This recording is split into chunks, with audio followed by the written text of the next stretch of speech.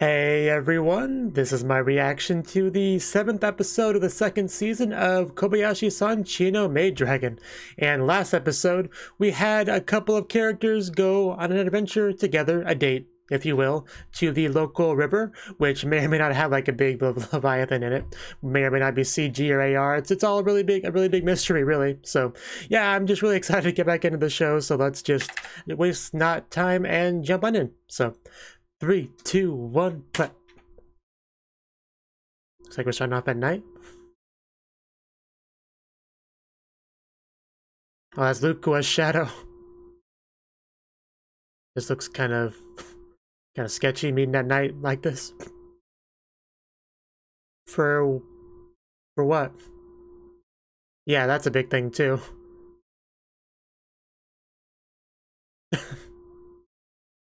Yeah, I'm sure you are. That's what you get for playing hard to get. I mean, if you already know that he's bad with asking for help, like, doing that's just gonna repel him, yeah.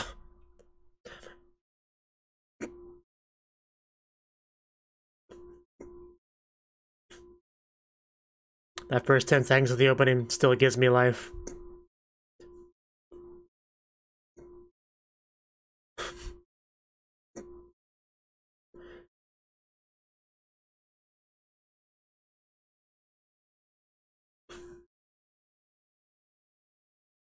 Yeah, look what our busy dragon.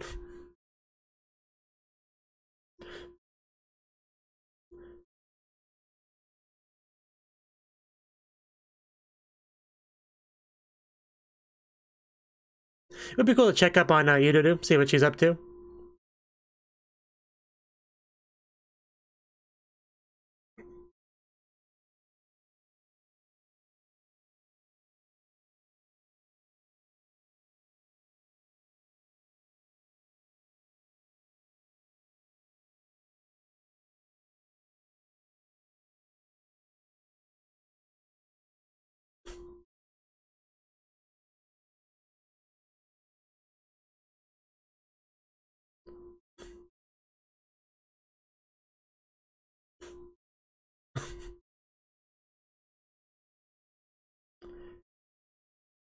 Okay, we're in Takiya's room, I assume.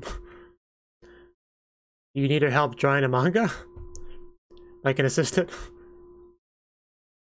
Naturally. I mean, didn't it not go well with your curse anthologies? Both of them. Okay, so the lack of art was the issue. Fair enough. Can she draw? Is that ability Lukua has? to earn some income. I want to contribute to the rent. They don't accept gold.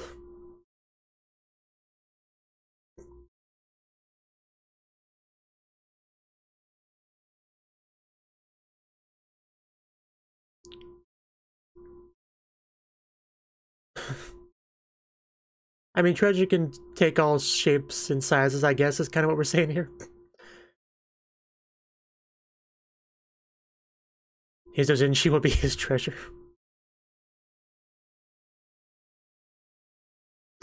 Okay. Successfully recruited.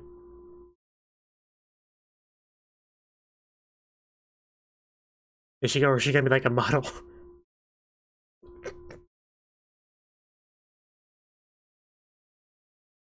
Okay. It's sunk in. What? I mean, Gehin's a strong word, but that, yeah, I mean, really no arguing here.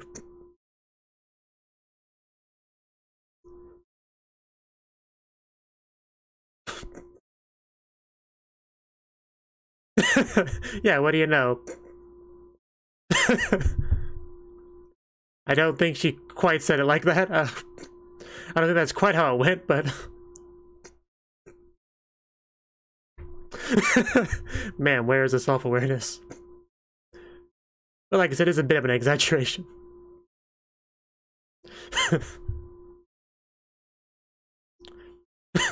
There's some Doki Doki. Is that some serious blushing? Yeah, this is a Fafnir twist, alright. Oh my god. I can't quite picture Shota doing that.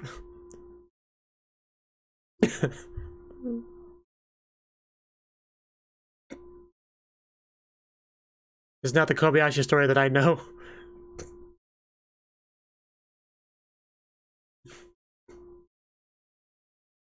Let's try some poses. That's not bad. It's pretty good too.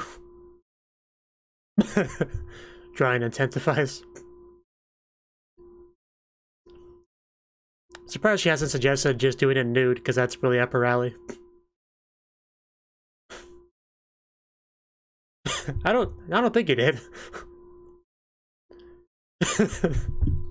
Okay, I didn't feel the acting prowess there at all. You're asking a lot, Fafnir.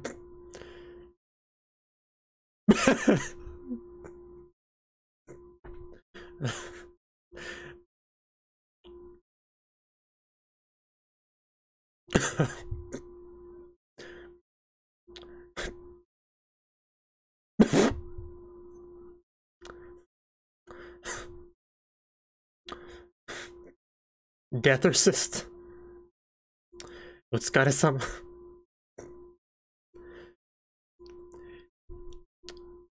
This is actually the first time we really had some one-on-one interactions between them, so I really like it on that basis.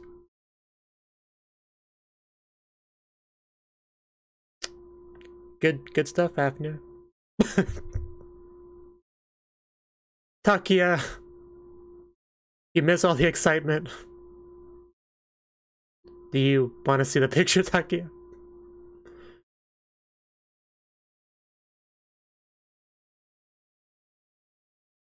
Yeah, we know Takia's pretty popular when he sells stuff. Getting kind of competitive, I see.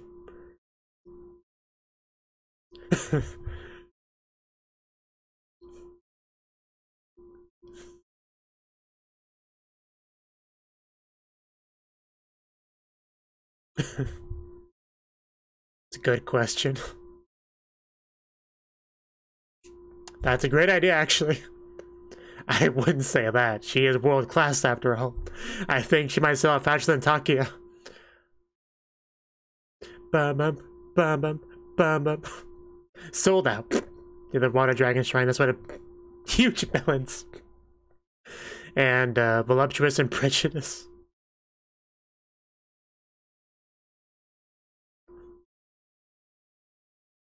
No. Oh, okay.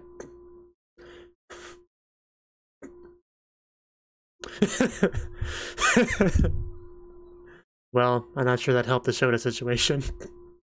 In fact, he's probably the worst person to have seen that thing. Huge melons, Deca Melon. Yeah, this might be a bit more up his alley.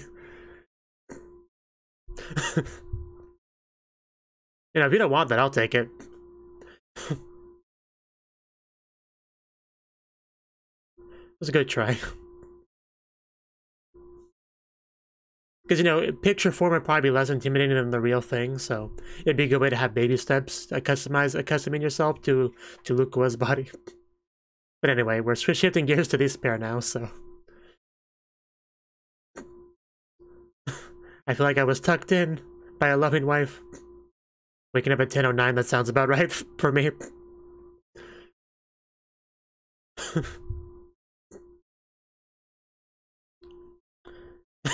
I know, right? Hey, you slept with her at least once, I remember that.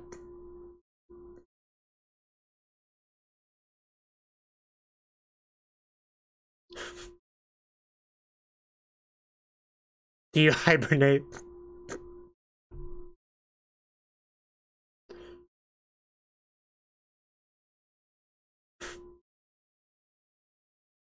Like someone trying to steal your treasure? Maybe a kiss from Kobayashi.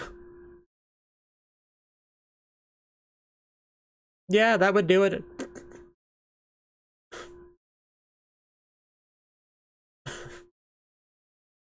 Yeah, becoming more human-like.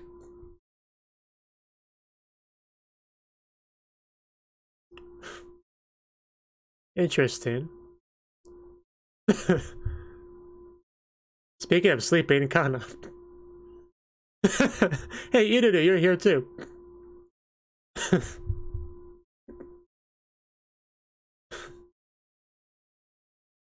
Where's the fun in that? So they want to sleep with Kobayashi. I mean, who doesn't want to sleep with Kobayashi, let's be honest. I mean, she definitely wants to sleep with Kobayashi. I mean, the father's kind of a doting father kind, so... Come on, Kobayashi, you gotta get out of bed eventually. I understand, I really understand, but... I got nothing, we're on the same wavelength. Eyes lock.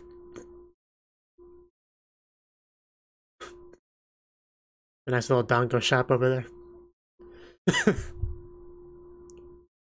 Sugar capital? Okay. I think there's a place like that in Eve Nickel.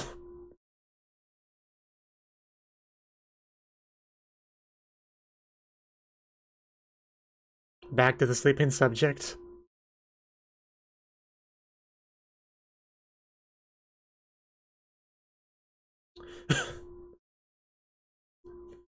Never a bored moment in this show.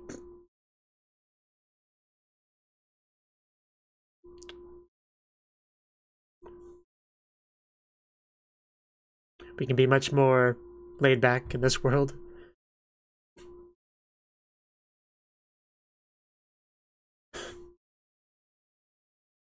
Man, she looks good in that top.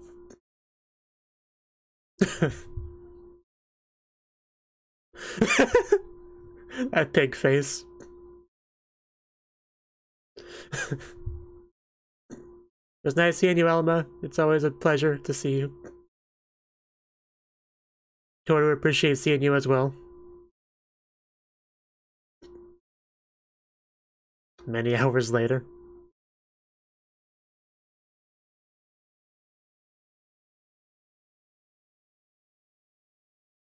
But not everyone.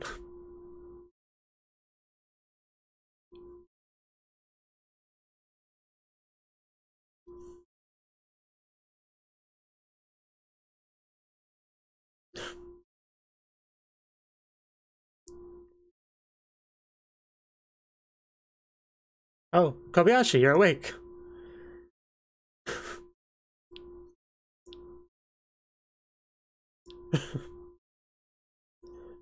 We can stay up together.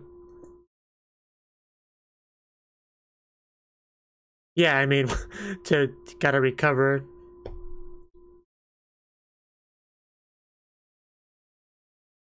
What?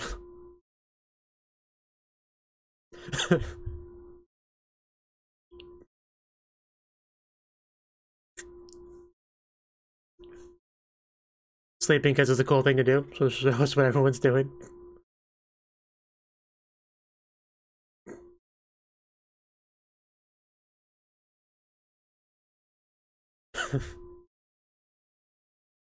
Kana and her have been asleep like the whole episode.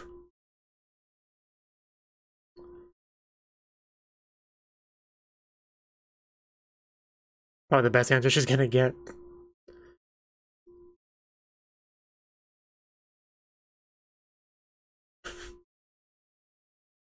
You've yielded to our world, our way of doing things, the human lifestyle. And how she put a blanket on her, that's like, yeah, switching roles of the previous scene when she tucked her in.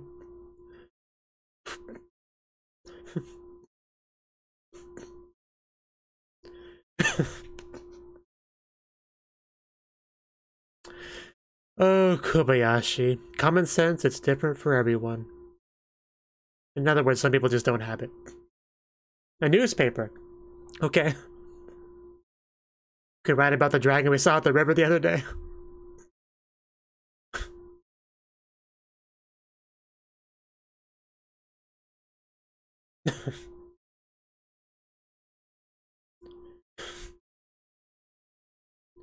That's what she imagines?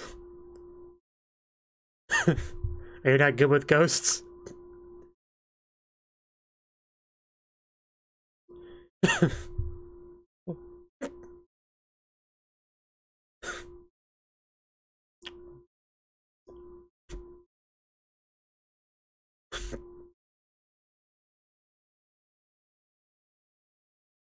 Are we gonna go on a bit of a test of courage kind of thing?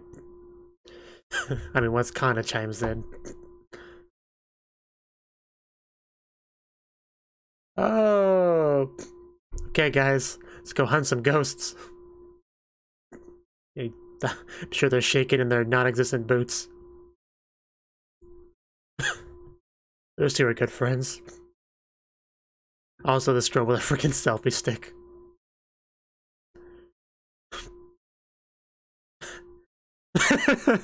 That's not quite the Ine she was talking about, but close enough.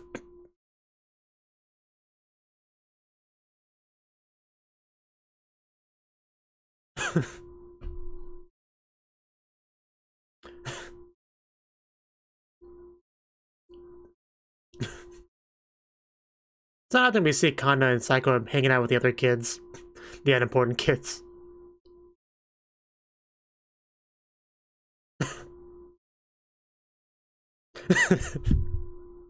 You're the one that took it that way, Psycho.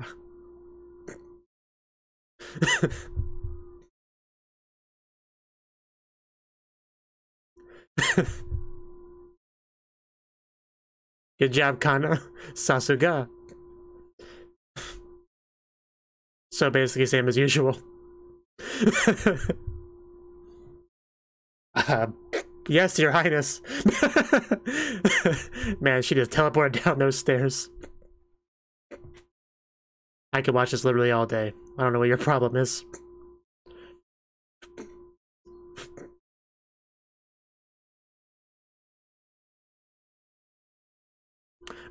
Considering one of our girls is super powered, I'm not sure how fair that is.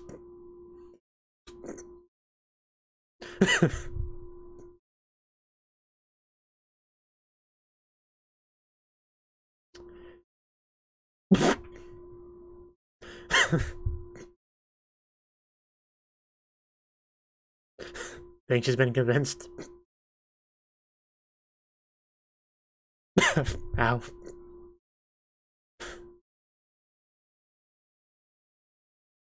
I'm so worried she's gonna drop that phone. Oh, ow. Ow. Man, Psycho. Oh.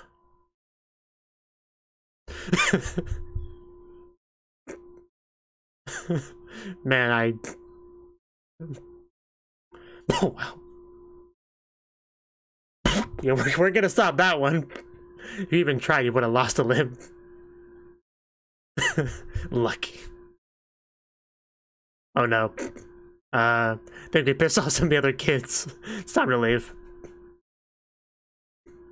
I love seeing Kana be so badass, though, be all superpowered dragon amongst the other kids.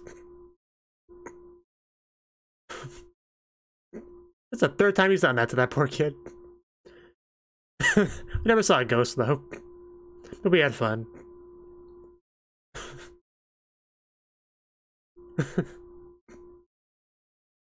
Maybe I spoke too soon.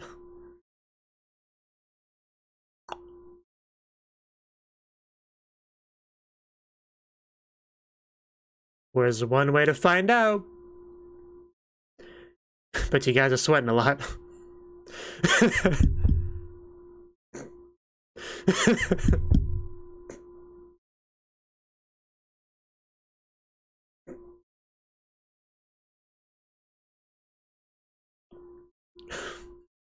Naturally.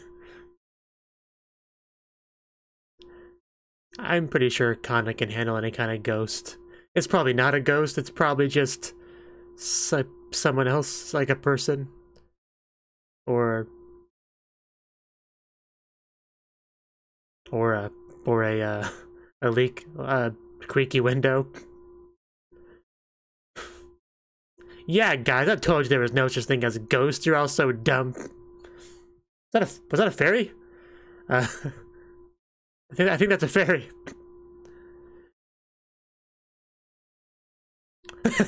Don't eat it, Kana. Don't eat Tinkerbell.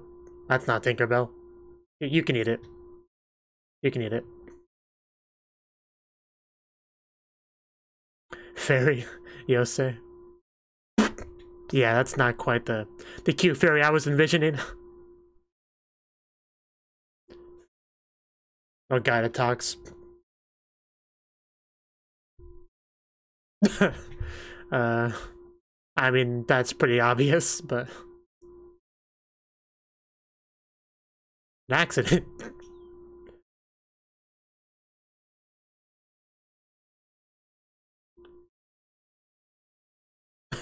You a cat?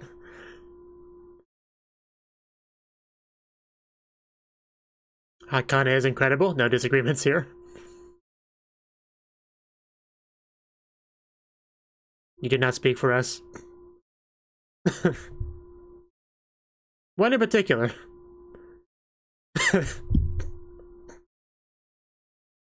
Flashbacks of like 3 minutes ago.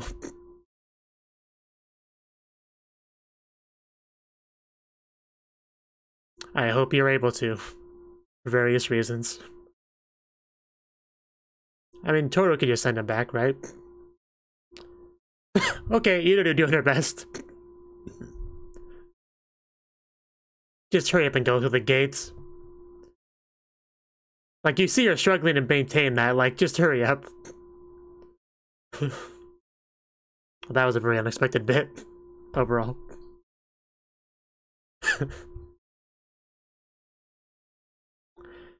We haven't seen any in the show so far, but I guess anything's possible. And then Kana, and then Psycho. That's how it goes. Oh. Damn it. Yeah, so she can sniff it and lick it. What? The episode's not over. What? What?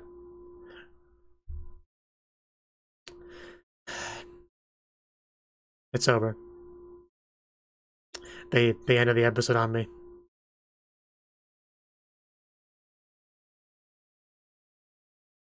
I was getting all ready for their next adventure. And then they just rolled credits. Feel so teased.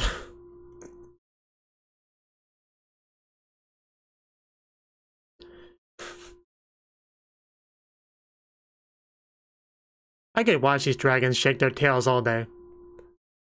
There's something oddly and like enticing, hypnotizing about it.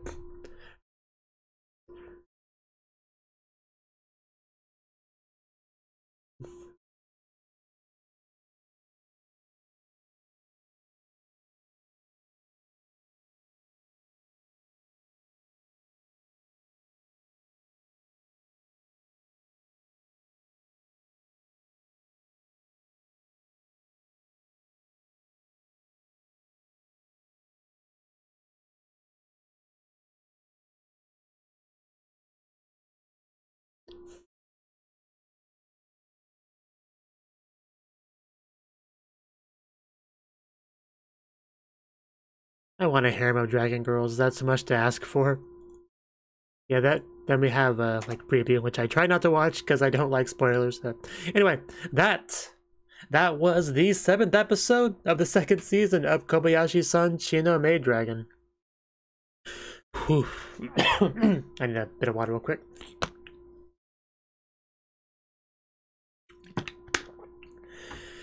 Whew. Okay, that was a great episode. That was a great episode. You wanna know why? Because just literally every episode of this show is great. So it just kind of is to be expected. I don't even know why I bother saying it. It just feels so unnecessary. But anyway, specifically what happened in this episode, where do I begin? Where do I begin? Well, we had a request from Fafnir to Lukwa to help him out. I was kind of curious what he wanted help with, but I should have figured. Of course, it's his like doujinshi stuff that he's trying to do. Because if you remember, back in season 1, we had a couple of PyramidCat events where obviously Takia submits his water dragon shrine thing, whatever it's called, right? Yeah, I think he makes like a bullet hell kind of game. You know, I imagine being like a Toho-ish kind of game. But yeah, he does that, and it usually does pretty well. They even recruited, of course, like Kobayashi or Toru to help out with it. But Fafnir kind of did his own thing. His curved anthology, I think, 2 different volumes, both of which did about as well, which was like nothing. I don't think he sold a single copy. Very tragic. But dragons, they live a long time, so they do have the chance to learn from their mistakes. So this time he opted to bring some art into it, which is a good idea for sure. Like people often joke about light novels being like people buy them for the art, you know, despite it's supposed to be like a text type of thing. The art still has an effect on people buying it. So yeah, art definitely is important. For sure. And he wanted, I guess, some vulgar, you know, woman to have as his model, and naturally he picked Lukua.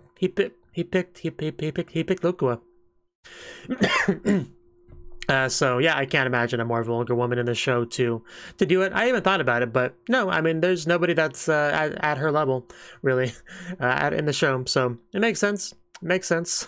So she agreed to it. She did all sorts of poses. We got to watch her do all sorts of poses.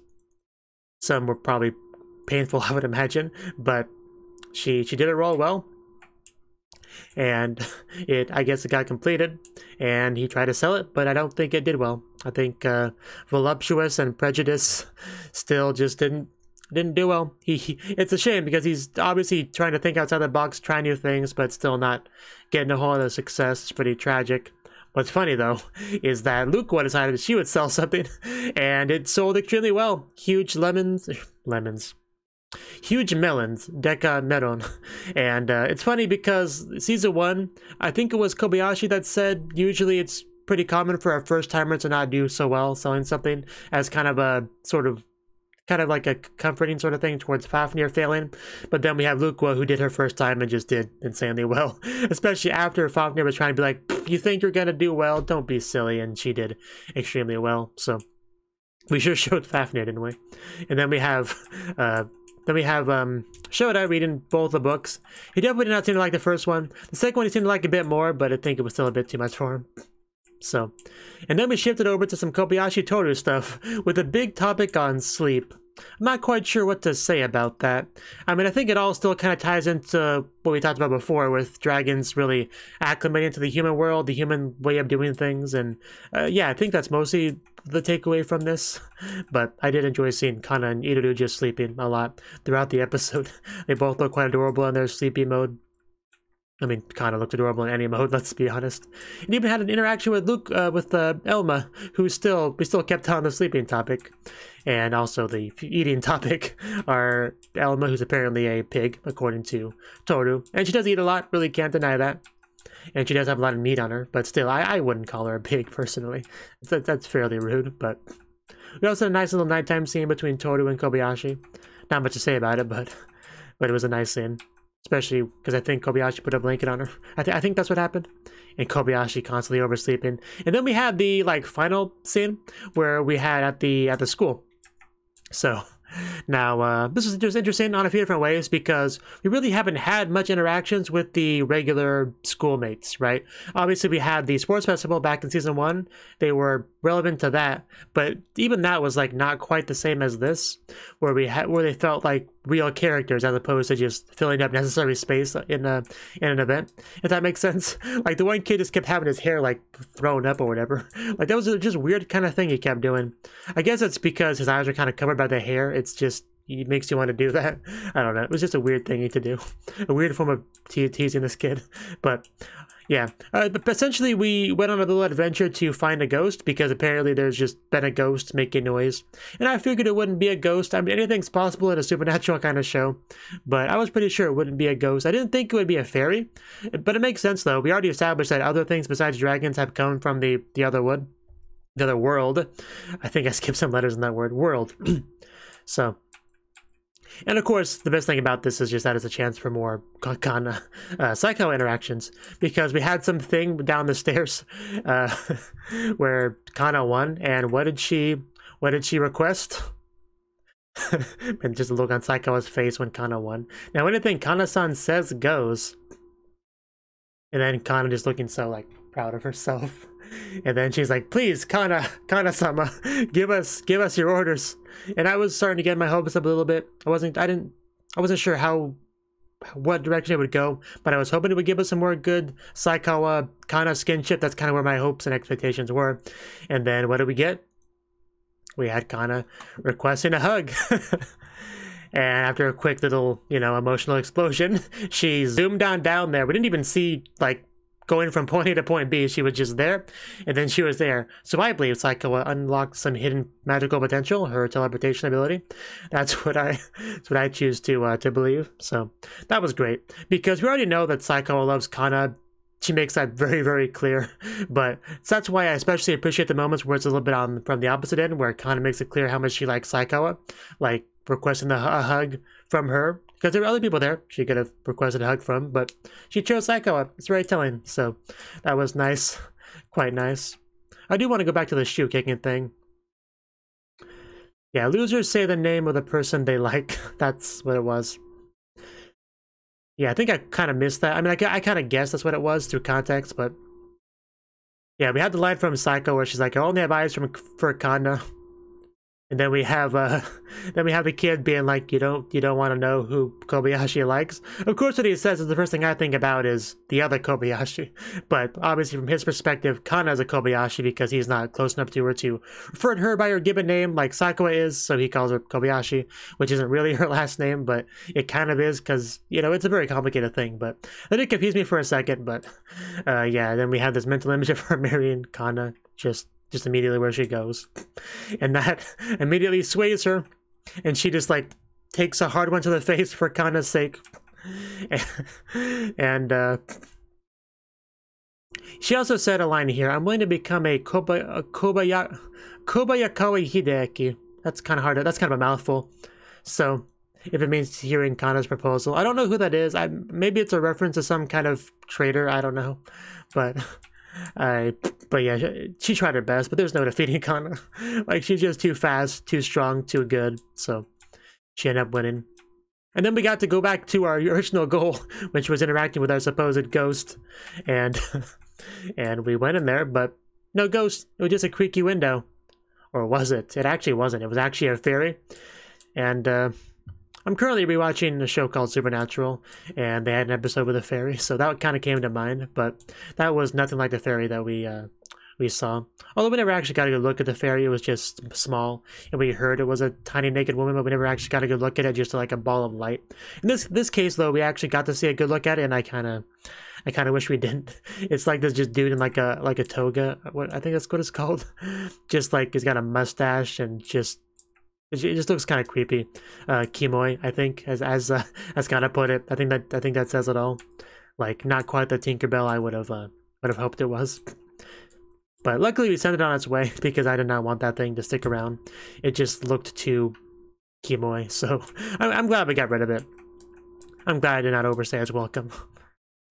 I appreciate that so much. And then we had one final scene where I guess we were gonna hunt down aliens or something, but no, because the episode ended. So, I still couldn't believe it ended there. Like, I was still expecting like another half of the episode, but just the show just crushed my hopes and dreams there. So, and we're probably not going to continue that next episode. It's probably just like a, an off-screen sort of thing. But still, I really like this episode. We had a lot of great stuff. Some real fun Lukua Fafnir interactions. Some really great Kana Saiko interactions. One thing I didn't quite get was this visual here, and they were talking about a ghost. Yeah, she imagines like, what even is this? We have like a bear. We have a fish, which I guess is food for the bear. We have like a little home for it, a towel or something on it, like some kind of food offering up front, and 4 people just kind of sitting up front. I have no idea what this is in reference to, but apparently this is what she thinks about when they bring up ghosts, Yude. I mean, what came to my mind was a certain visual novel that I think it's called like Yude, like, Ghost Rooftop or whatever. What was the localized name of it? I'm not quite sure. It's escaping me.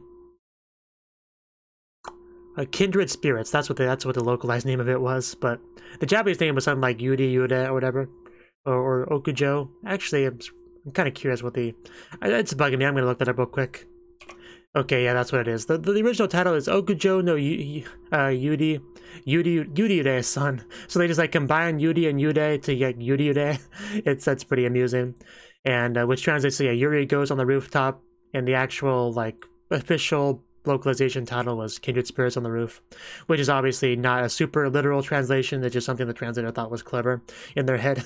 But anyway, yeah, that's all I want to say on that. The point was, I'm not quite sure what she's referencing there.